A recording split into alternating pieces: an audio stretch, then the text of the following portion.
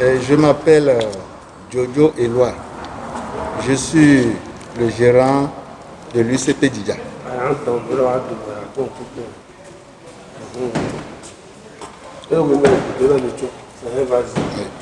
Jojo Eloi, le gérant de l'UCP Didja.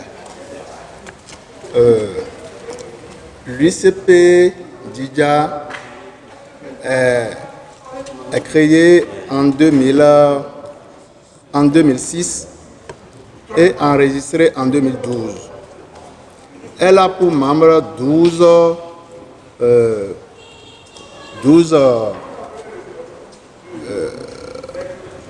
unions communales des filières. Il y a Union communale des producteurs de maïs, Union communale des producteurs d'anacade, Union communale des producteurs de soja, Union communale des producteurs de manioc, Union communale des éleveurs, Association communale des femmes agricultrices de Didja, Association des jeunes de Didja. Combien de membres? 8 membres. Individuellement, quoi? Quand on les compte individuellement, ça va combien de membres? Oui. Aujourd'hui, l'Union de Didja compte 12 010 membres. Il y a combien de femmes comme ça? Il y a 3290 femmes. Et combien sont engagées dans la vente groupée? Dans la vente groupée, il y a 172 qui sont engagés dans la vente groupée pour cette année. Alors, l'Union a pour source de revenus la distribution des intrants, notamment les semences, et aussi les revenus issus de la vente groupée. Alors, la vente groupée est un système mis en place par l'Union avec l'appui de la FUPRO. Ce système permet aux producteurs d'éviter des bradages parce que aller sur le terrain de façon isolée pour pouvoir vendre leur stock, les producteurs sont victimes d'un certain nombre de problèmes. Je voudrais parler de la qualité de leurs produits qui ne respectent pas les normes. Aussi, ils ont des difficultés à avoir accès aux intrants et aussi avoir accès au crédit de campagne. Et aussi, le fait de vendre leurs produits de façon individuelle, ça fait que ces producteurs sont quand même n'ont pas un prix rémunérateur. Donc ça revient maintenant aux commerçants de leur imposer leur prix. Mais avec cette organisation, nous avons des contrats avec des partenaires à qui nous livrons nos produits. Nous avons contrat avec Osias des enfants, qui est une entreprise qui s'est basée à Cotonou. Cette année, nous lui avons livré 25 tonnes de maïs. Aussi, nous avons un contrat avec Animal Feed. Contrat avec Animal Feed pour une quantité de 3000 tonnes. Ça, c'est pour Animal Feed, ça. Ça, c'est pour Osias des enfants. Et ceci, c'est un contrat qui est toujours en cours. Ça, c'est avec le PAM. Donc, pour la mise en place de ce système... Avec le PAM, c'est quelle quantité? Avec le PAM, 100 tonnes de maïs. Pour la mise en place de ce système, il y a les membres du conseil d'administration de l'UCP qui sont impliqués. Leur rôle, c'est de valider le plan de campagne, le plan d'affaires et aussi valider les résultats de la campagne, de suivre ou de veiller au respect des engagements de chaque acteur et aussi la mise en œuvre de l'opération. Ce comité suit aussi le plan de déstockage. Oui. Donc, après ça, toujours dans le système, il y a les formateurs professionnels qui sont là pour le suivi au niveau des coopératives. Ils font des renforcements de capacités techniques aux coopératives de membres. Renforcement qui porte sur les bonnes pratiques de la production et puis sur la vie associative. Et aussi la gestion même de ces coopératives-là. L'année dernière, vous avez commercialisé quelle quantité de maïs par exemple? L'année dernière, nous avons commercialisé 2290 tonnes de maïs.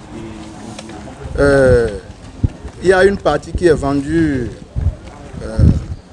à l'entreprise Osias des enfants. Il y a une partie qui est vendue aux commerçants qui viennent d'Abomey, de Boyko et puis de Cotonou. Et aussi les commerçants de Kétou.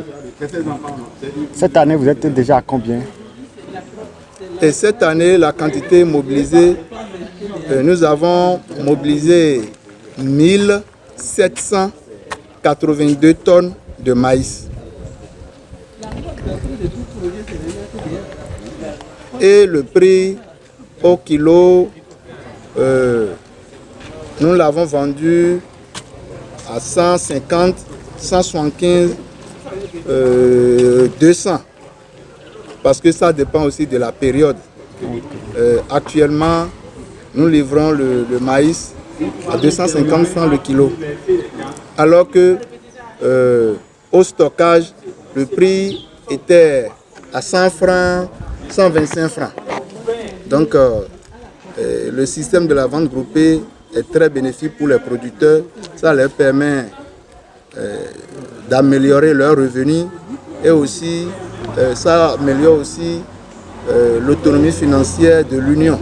Après la commercialisation, sur la tonne, l'Union récupère 1000 francs sur la tonne. Et ces 1000 francs-là sont répartis entre l'Union et puis les coopératives de base. Comment est-ce que c'est réparti? L'Union prend 500 par tonne et les coopératives de base aussi prennent 500 par tonne. Et ces 500-là permettent aux coopératives de base de payer les charges qui sont à leur niveau.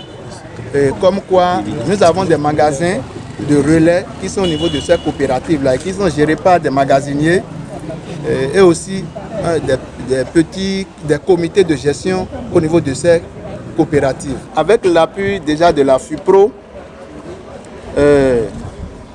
il y a le programme